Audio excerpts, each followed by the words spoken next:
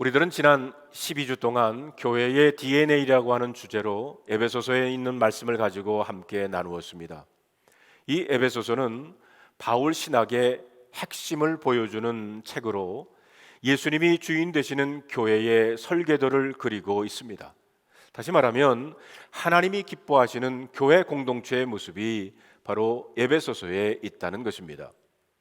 에베소서 5장을 정리해보면 이렇습니다. 그리스도로 거듭난 성도들은 하나님을 닮아가는 자녀, 사랑받는 자녀, 빛의 자녀들처럼 행하라고 했습니다. 그리고 성령 충만한 지혜로운 성도들은 주님의 뜻을 이해하고 주님을 찬양하며 주님께 감사하고 주님을 경외하며 순종한다고 했습니다. 우리들은 성령 충만한 삶의 모습을 성탄 스토리에 나오는 인물들 가운데 찾아보았습니다. 그래서 그 주일 설교 제목이 성탄 충만한 삶이었습니다. 그런데 성령 충만함은 영적인 부분에서만 나타나는 것이 아니라 우리들의 일상적인 삶 속에서 나타나야 한다는 것입니다. 그래서 사도 바울은 그리스도를 경외함으로 피차 복종하라고 하면서 그 첫 번째 성령 충만의 삶의 현장이 바로 가정이라고 했습니다. 성경에서는 이 나오는 순서가 매우 중요한데 바울은 가정 안에서 무엇보다도 남편과 아내, 부부 관계를 먼저 다루고 있습니다. 많은 사람들이 잘못 생각하고 있는 것이 하나 있어요. 특히 한국 사람들은 부부 관계보다는 자녀 관계를 더 소중하게 생각을 합니다. 그래서 이런 생각을 하는 부부가 많습니다. 하루도 저 인간과는 못 살겠다. 그러나 애들 때문에 내가 참고 산다. 노인들이 출연하는 TV 게임쇼에 이 단어 알아맞추기 게임이 있었는데 할아버지에게 천생연분이라고 하는 문제가 주어졌어요. 회심의 미소를 지은 할아버지가 할머니에게 이렇게 힌트를 주었습니다. 당신과 나 사이 있잖아. 그러자 할머니가 대답하기를 왼수? 기가 막힌 할아버지가 투자 말고 넉자로 이렇게 말했더니 할머니가 자신 있게 대답을 합니다. 평생 왼수? 부부의 관계를 평생 왼수 관계처럼 버티는 사람들이 많습니다. 그러나 여러분, 이것은 성서적이지가 않습니다. 그런데 성경은 자녀 관계보다 부부 관계가 더 우선순위라고 말합니다. 이 법칙을 깨면 사실 자녀 교육에도 문제가 생깁니다. 되게 무서운 시어머니는 남편에게 흡족한 사랑을 받지 못해서 아들에게서 받으려고 할 때 고부간의 문제가 생기는 것입니다. 성도 여러분, 건강한 자녀 교육의 시작은 부부관계, 결혼 생활에서 시작합니다. 이런 말이 있죠. 그래서 바다에 나갈 때는 한 번 기도하고 전쟁에 나갈 때는 2번 기도하고 결혼할 때는 3번 기도하라고 합니다. 오늘 본문에 보면 아내에게 한 권면의 말씀과 남편에게 한 권면의 말씀이 나옵니다. 아내에게는 3절이 나오고 남편에게는 9절이나 나옵니다. 무슨 말입니까? 남편이 하나님에게 들어야 할 말이 훨씬 더 많다는 것입니다. 여러분, 오늘 본문인 22절로 24절에 있는 말씀을 우리 함께 읽어보겠습니다. 아내들이여 자기 남편에게 복종하기를 주께 하듯 하라. 이는 남편이 아내의 머리됨이 그리스도께서 교회의 머리됨과 같음이라. 그가 바로 몸의 구주시니라. 그러므로 교회가 그리스도에게 하듯 남편들도 아내들도 범사에 자기 남편에게 복종할지니라. 첫째로 성령 충만한 가정은 아내가 교회가 그리스도에게 하듯이 순종한다는 것입니다. 이 구절 말씀 가운데 여러분 귀에 거슬리는 단어가 있지 않습니까? 혹시 복종이라고 하는 단어 아닙니까? 21세기에도 이 말씀이 타당하다고 여러분 생각하십니까? 어떤 목사님은 그래서 결혼식에 신랑 신부가 서약을 주고 받을 때 순종 혹은 복종이라는 단어를 사용하지 않는 목사님도 계십니다. 21절을 헬라어 원문에 보면 이렇습니다. 아내들이 죽게 하듯 자기 남편에게, 이렇게 시작이 됩니다. 그래서 21절에 그리스도를 경외함으로 피차 복종하라가 문맥적으로 22절과 연결된 겁니다. 이렇게 읽어야 됩니다. 그리스도를 경외함으로 피차 복종하라. 아내들이여 죽게 하듯 자기 남편에게도 그리 하라는 것입니다. 여기에 보면 복종의 이유는 예수 그리스도를 경외하기 때문입니다. 그리스도를 경외함으로 하나님께서 세우신 질서를 따르라는 겁니다. 그렇다면 물론 25절부터 남편들에게 하신 말씀도 이런 맥락에서 읽어야 합니다. 그리스도를 경외함으로 남편들아 아내 사랑하기를 그리스도께서 교회를 사랑하신 것 같이 하라는 것입니다. 사도 바울의 이 편지를 받는 에베소 사람들 중에는 엘리트도 있었고요, 농부도 있었고, 노예도 있었고, 배운 사람, 못 배운 사람 등 온갖 계층의 사람들이 있었을 것입니다. 어떤 사람들은 로마 전통적인 남성 중심 가정의 여성으로 살아온 사람들도 있었을 것이고, 어떤 사람은 신로마 여성으로 많이 배운 사람도 있었을 것입니다. 한때 아데미 신전의 여사제로서 일생을 살다가 예수님 영접하여 그리스도인이 된 여성도 있었을 것입니다.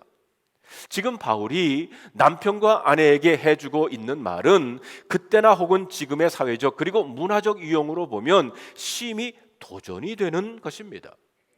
그런데 성경에서 아내가 남편에게 복종하라고 하는 것은 아내가 남편보다 능력이나 인품이 결코 못해서가 아닙니다. 그럼 왜 아내는 주님께 복종하듯이 남편에게 복종해야 합니까? 이는 남편의 머리됨이 그리스도께서 교회의 머리됨과 같음이니 그가 바로 몸의 구주신이 때문이라고 밝히고 있습니다. 그래서 우리는 이 머리됨을 잘 이해해야 합니다. 먼저 하나님의 형상에 있어서는 남자나 여자나 서로 동등합니다. 하나님께서 자신의 형상으로 사람을 창조하셨습니다. 창세기 1장 26절에 보면 하나님이 이르시되 우리의 형상에 따라 사람을 만들자라고 했습니다. 그리고 복을 주시며 생육하고 번성하여 땅에 충만하고 정복하여 다스리라고 했습니다. 하나님은 아담과 같은 복제 인간을 만든 것이 아닙니다. 서로 분명히 구별된 존재인 남자와 여자를 만드셨습니다. 처음 사람인 아담을 만드시고 그를 에덴 동산에서 살게 하셨습니다. 창세기 2장 18절에 보면 여호와 하나님이 이르시되 사람이 혼자 사는 것이 좋지 아니하니 내가 그를 위하여 돕는 배필을 지으리라 했습니다. 흔히 이 말씀을 들으면 남성 우위를 말하는 것이다 이렇게 오해를 합니다. 돕는 위치에 있으면 더 하등한 아래에 있는 존재로 보기 때문입니다. 그러나 이 말의 성경적인 의미를 살펴보면 여러분 오히려 반대입니다. 히브리어로 돕다는 에제르라고 하는데 성경에 이 말이 나올 때마다 주로 도우시는 하나님을 뜻합니다. 그러므로 성경에서 말하는 돕는 배필은 열등한 조력자를 의미하는 것이 아니라 오히려 하나님이 그의 궁핍한 백성을 구원하는데 사용하는 단어 에제르는 우월성을 나타내는 것입니다. 그리고 배필이란 서로에게 아주 잘 맞는 짝이라고 하는 뜻입니다. 하나님은 아담으로 하여금 짐승과 새에게 이름을 짓는 현장 학습을 통해 홀로 있음의 외로움을 느끼게 하셨습니다. 그래서 하나님께서는 아담을 깊은 잠을 들이게 하신 후에 갈비뼈 하나를 취해서 하와를 만들어 아담에게 이끌어 오시면서 하나님이 최초의 중매장이가 되셨어요. 우리가 교회의 멤버가 되었다는 것은 주님의 신부가 되었다는 겁니다. 주님과 교회의 관계를 피부로 체험할 수 있는 관계가 바로 남편과 아내의 관계입니다. 바로 남편과 아내의 관계를 통해서 교회와 주님과의 관계를 이해하고 교회와 주님의 관계를 남편과 아내의 관계로 적용하게 된다는 것입니다. 그래서 관계는 질서에서 나옵니다. 그리고 질서는 권위에서 나옵니다. 하나님께서 가정에서 남편에게 권위를 주셨고 아내가 그것을 존중하기를 원하셨습니다. 이것은 결코 아내가 성품이나 능력이 못해서가 아닙니다. 이것은 계급의 문제가 아니라 역할의 문제입니다. 이것을 삼위일체로 설명해 볼 수 있어요. 성부 하나님, 성자 하나님, 성령 하나님의 형상을 쫓아서 인간을 만드셨습니다. 삼위일체 하나님의 신적 본질은 그 능력과 신성이 서로 동등합니다. 그러나 사역을 포함한 존재 혹은 역할로 보면 성자는 성부에게 복종하십니다. 즉, 이 땅에 하나님의 뜻과 영광을 나타내기 위해서 아름다운 질서로 창조된 존재가 바로 남자와 여자라는 겁니다. 그래서 이 머리됨을 하나님의 영광의 빛 아래서 바라보아야 합니다. 하나님의 머리됨은 축복하는 다스림이요 섬김의 내어줌이라는 겁니다. 자기 희생과 자기 부인의 리더십을 말합니다. 이런 머리됨이기 때문에 아내는 그리스도를 경외함으로 남편에게 복종하라는 것입니다. 그런데 자격이 있는 남편에게만 순종하라는 거 한 것이 아닙니다. 구약에 보면 사라가 아브라함을 주님이라고 부르면서 순종했습니다. 그런데 솔직히 아브라함이 주님이라고 존경받을 만한 사람입니까? 안 그렇습니다. 다른 나라 왕 앞에서 자신의 목숨을 구하기 위해서 멀쩡한 자기 아내를 누이라고 속인 못난 남편입니다. 이런 비겁한 남편을 하나님이 세우신 남편이기에 아내는 그를 Lord, 주라고 세운 겁니다. 빌리 그레임 목사님의 사모님 루스 그레임이 아주 유명한 말씀을 했습니다. It is God's job to change Billy. It is my job to love him as he is. 내 남편 빌리를 변화시키는 것은 하나님이 하실 일이고 내가 할 일은 빌리를 있는 그대로 사랑하는 것이다. 그런데 여러분, 혹시 반대로 생각하지 않습니까? 하나님의 일은 내 남편 사랑하는 것이고 내가 할 일은 내 남편 변화시키는 것이다. 그렇지 않습니다. 그 부질없는 꿈 버리시기를 바랍니다. 자격이 없어 보여도 하나님을 생각하며 눈 꾹 감고 순종하시면 그때부터 하나님께서 여러분의 남편을 만지시기를 시작합니다. 둘째, 성령 충만한 가정은 남편은 그리스도가 교회에게 하듯 사랑하라는 겁니다.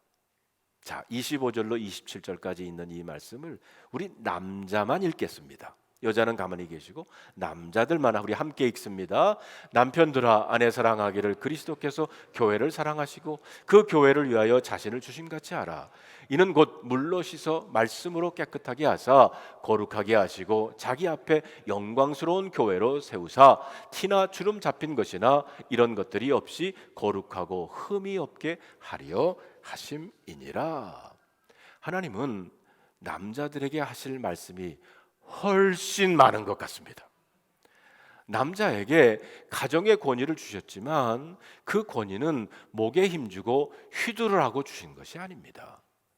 세상이 말하는 남편의 권위는 돈 벌어다 주고 물리적인 힘으로 누르라는 권위입니다. 이게 세상이 말하는 권위입니다.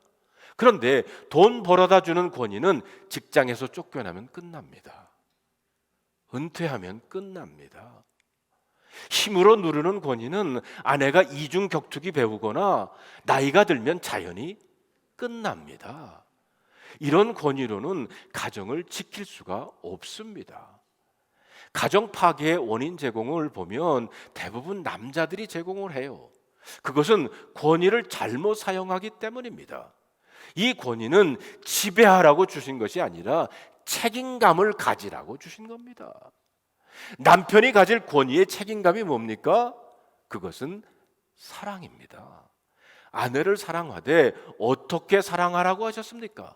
25절에 보면 남편들아 아내 사랑하기를 그리스도께서 교회를 사랑하시고 그 교회를 위하여 자신을 주심같이 하라고 했습니다. 그리스도께서 교회를 어떻게 사랑하셨습니까? 십자가에 못 박혀서 죽으시기까지 사랑하셨습니다. 어느 결혼식에서 주례하시는 목사님이 신부에게는 남편을 존중하고 순종하며 살겠습니까? 이렇게 묻고는 신랑에게 돌아보면서 비장한 얼굴로 이렇게 물었습니다. 이제 아내 위에 죽을 준비 됐습니까? 대개 결혼은 여자가 일방적으로 희생하는 것이라고 하는데 성경이 말하는 부부관계는 남편의 희생적 사랑을 기초로 세워진다는 것입니다. 목숨을 줄 각오로 아내를 사랑하게 되면 여러분 세상에서 못할 것 없습니다. 성령 충만하면, 즉 예수님을 잘 믿으면 부부관계가 좋아진다는 말에 혹시 혼란스러우신 분 계십니까? 나는 예수 열심히 믿는데 왜 우리 부부관계는 이렇게 힘이 듭니까? 이런 경우는 예수를 믿는 것을 교회 열심히 다니는 것이라고 이해하기 때문입니다. 교회만 다니는 믿음으로는 순종하라 사랑하라 불가능합니다. 순종의 아내, 사랑의 남편은 예수님을 바로 믿어야 가능하다는 겁니다. 아내가 남편의 복종하기를 좇게 하듯 하라 했습니다. 아내가 평소에 예수님을 정말 주님으로 믿고 주님께 순종하며 사는 여자라야 남편에게 좇게 하듯 하지 않겠습니까? 남편들에게는 아내를 사랑하되 그리스도께서 교회를 사랑하시고 위하여 자신을 주심같이 하라고 했습니다. 이런 예수님을 알고 본 남편이어야 아내를 주님이 하신 것처럼 사랑할 수 있지 않겠습니까? 그러므로 부부의 문제의 원인을 바라 알아야 하고 해답도 바로 깨달아야 합니다. 부부 갈등이 생기면 배우자에게서 원인을 찾거나 배우자를 고치려고 해서는 안 됩니다. 부부 관계는 예수님과의 관계에서 풀어야 한다는 것입니다. 21절에 보니까 그리스도를 경외함으로 피차 복종하라고 그랬어요. 여기에서 시작되는 겁니다. 남편을 경외하라는 말은 아내에게 예수님을 경외하고 믿으라는 말씀과 같습니다. 남편에게 아내를 죽기까지 사랑하는 것도 남편에게 예수님을 경외하고 믿으라고 하는 말씀입니다. 여기에서부터 시작되는 것입니다. 주님의 계획은 결혼이 기적이 되기를 바랍니다. 예수님께서 첫 기적을 행하신 곳이 어디입니까? 바로 가나 결혼식장이었습니다. 그러나 예수님께서 손님이실 때는 아무런 역사가 일어나지 않았어요. 그 가정에 주님이 되셨을 때야 물이 포도주가 되는 기적이 일어났습니다. 지금 우리에게도 마찬가지입니다. 예수님이 여러분의 가정에 손님이면 기적이 안 일어납니다.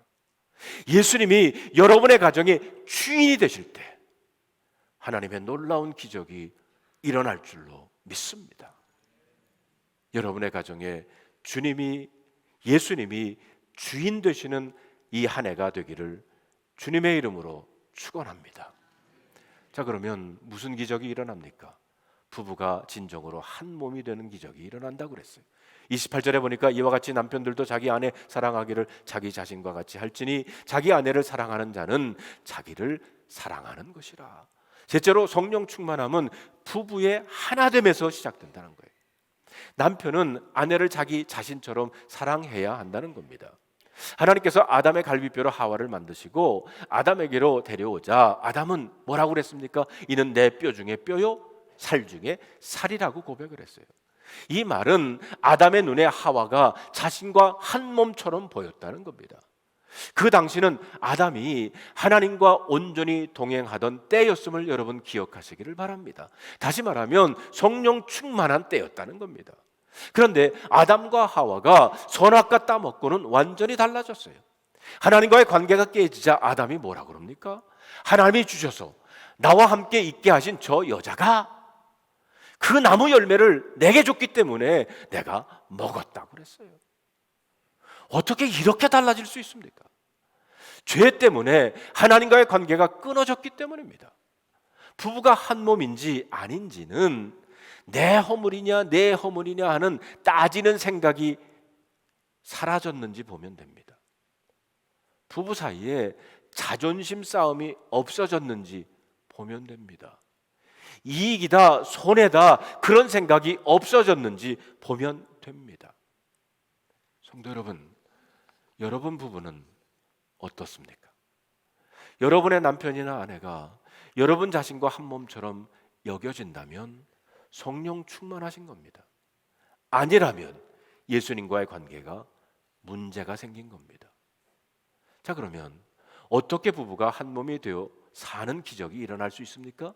32절에 보니까 이 비밀이 크도다 내가 그리스도와 교회에 대하여 말하노라. 왜 바울은 갑자기 교회와 그리스도에 관해서 언급하는 겁니까? 한 몸 되는 이치를 깨닫게 하기 위해서입니다. 교회는 신비한 공동체입니다. 단순히 교인들이 모인 것이 아니에요. 예수님과의 관계가 핵심입니다. 그리스도는 교회의 머리이시고 교회는 그리스도의 몸이 됩니다. 그래서 예수님과 교회는 한 몸을 이루는 거예요. 예수님을 믿는 부부 사이가 꼭 이와 같다는 겁니다. 단순히 남편과 아내가 함께 사는 것이 아닙니다. 예수님 안에서 한 몸이 된 관계라는 겁니다. 그렇습니다. 행복한 부부 생활의 열쇠는 예수님과의 관계에서 시작되는 겁니다. 바울은 교회가 그리스도의 몸인 사실을 드러내기 위해 결혼을 제정하셨다고 하셨어요. 그리스도 안에서 새롭게 창조된 신부인 교회와의 연합이 남편과 아내가 한 육체로 연합되어 있는 창조의 질서 안에 담긴 비밀이라는 것입니다. 그리스도의 신부인 교회가 성경의 첫 신부인 하와에게 비유되고 있어요. 신비하고도 깊은 잠에 빠진 아담의 옆구리에서 갈비뼈를 취해서 여자를 만드시고 남편과 한 몸이 되게 하셨습니다. 그리고 잘 들으세요. 둘째 아담인 예수님께서는 골고다 십자가에서 옆구리를 찔리셨습니다. 사망의 깊은 잠에 빠지셨을 때 그 찔린 옆구리에서 자신의 백성을 살리기 위한 피와 정결하기 위한 물이 흘러나와서 신부인 교회가 만들어졌다는 것입니다. 하나님께서는 이처럼 자신의 영광을 드러낼 존재로 사람을 남자와 여자로 창조하셨습니다. 그리스도의 사랑과 희생과 섬김을 드러내기 위해서 남자를 만드셨고요, 교회의 사랑과 순종을 드러내기 위해서 여자를 만드신 겁니다. 머리된 자의 사랑과 희생과 수고, 복종한 자의 순종과 칭찬과 감사가 그리스도와 교회의 관계에 담겨 있다는 것입니다. 이 비밀의 영광을 한 가정의 남편과 아내에게 맡기셨다는 거예요. 여러분, 오늘 본문 31절로 33절에 있는 말씀을 다시 보십시다. 그러므로 사람이 부모를 떠나 그의 아내와 합하여 그 둘이 한 육체가 될지니 이 비밀이 크도다. 나는 그리스도와 교회에 대하여 말하노라. 그러나 너희도 각각 자기 아내 사랑하기를 자신같이 하고 아내도 자기 남편을 존경하라. 둘이 한 육체가 된다는 것의 비밀은 무엇입니까? 첫째로 부부가 하나 되는 것은 함께하는 시간을 갖는 겁니다. 부부는 모든 수단을 동원해서 함께하는 시간을 확보해야 합니다. 여러분, 취미 생활도 함께하는 것이 좋습니다. 제가 해보니까요, 함께 걷는 거 참 좋습니다. 또 부모를 떠나라는 말은 불효하라는 말이 아닙니다. 우선순위가 달라졌다는 것입니다. 그리고 부부가 하나 된다고 하는 것은 대화하는 시간, 남편은 아내의 이야기를 들어주라는 겁니다. 그런데 대부분의 남자들은 이야기의 요점을 듣고 자기가 해결해 주려고 합니다. 아내가 얘기하면 그래서 요점이 뭔데? 그런데 아내가 원하는 건요, 자신의 이야기를 남편들이 들어주는 겁니다. 아내는 어떤 때는 1시간쯤 이야기해도 결론이 없을 경우가 많습니다. 그러나 남편은 들어주기만 하면 됩니다. 그래? 그래서 이 말만 하면 되는 거예요. 성도 여러분, 우리들이 주님께 기도할 때요, 주절주절 그냥 얘기해도 주님은 한 번도 기도하는 도중에 제게 성현아, 그래 요점이 뭔데? 요점만 얘기해봐, 이렇게 말씀하신 적 없어요. 주님은 끝까지 다 들어주십니다. 그리고 성령님께서 말할 수 없는 감동으로 제 마음을 정리해 주세요. 또한 한 몸인 배우자를 위해서 기도하시기를 바랍니다. 특별히 아직 예수님을 믿지 않는, 경외하지 않는 배우자를 위해서 기도해야 합니다. 사랑하는 아예야 성도 여러분, 2023년 새해 여러분의 가정이 시냇가에 심은 나무처럼 성령님께서 주시는 샘물의 능력으로 주님께서 기뻐하시는 열매를 맺어서 하나님의 자녀들이 깃들 수 있는 가정이 되기를 주님의 이름으로 축원합니다. 오늘 이 말씀을 여러분 마음속에 새겨보면서 다음 세 가지 질문에 한번 여러분 스스로가 답해 보시기를 바랍니다. 여러분의 삶에서 주님 다음으로 누가 제일 중요한가요? 왜 그렇습니까? 둘째로, 여러분 부부의 대화는 서로의 마음을 공감하고 그리고 격려하는 차원의 대화인가요? 아니면 의사 전달 혹은 조종, 지시, 명령의 대화인가요? 셋째로, 가정의 회복과 성장을 위해 여러분이 할 수 있는 일은 무엇인가요? 기도하겠습니다. 하나님, 우리에게 가정을 허락하신 것 감사합니다. 주님은 성령 충만 되기를 원하면서 제일 먼저 가정 얘기를 하셨고, 그리고 먼저 부부의 관계를 말씀하고 계십니다. 그러면서 그 관계는 바로 그리스도와 교회와 관계와도 같다고 하셨습니다. 아버지 하나님, 이제 저희들 서로 그리스도를 경외하기 때문에 복종하고, 그리스도를 경외하기 때문에 서로를 죽기까지 사랑하는 그런 부부, 그런 가정, 그리고 그런 교회 되게 하여 주시옵소서. 우리 주 예수 그리스도의 이름으로 간절히 기도하옵나이다. 아멘.